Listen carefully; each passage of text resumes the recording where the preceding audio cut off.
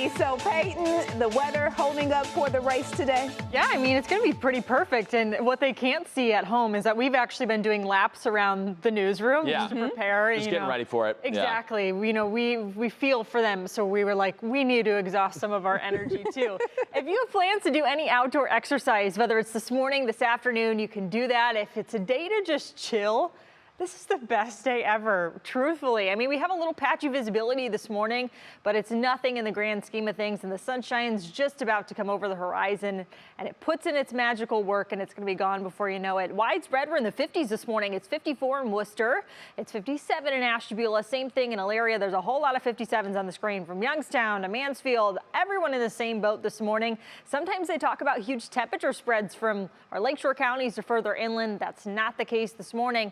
When you're trying to find a spread in temperature, try to find it on the map. It may look like there's a huge differentiation between the southeast and the Midwest, but I promise you there's a stationary boundary sitting here. So the folks through the deep south right now, they've actually been sitting in these conditions for days, just like we have, from the same thing over and over again until we had that front move through. So our neighbors just to the west, Chicago to St. Louis, in the mid to upper 60s, we get those conditions come tomorrow morning. It will be a warmer start for your Sunday than your Saturday, but high pressure is going to be in charge of the entire weekend. So that brings us more sunshine. What you want to see as you make weekend plans. Tomorrow, though, there is an isolated rain chance off a little disturbance that's going to move on through here as we go through the day. But if you're headed to the pool today, I couldn't think of a better location to be as you spend your Saturday.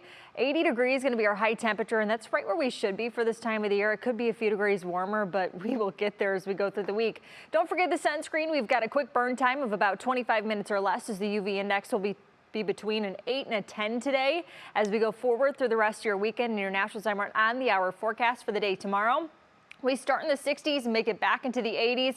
It will be a few degrees warmer tomorrow than today. So if you're trying to pick a day that's a little cooler, today would be the best one for you.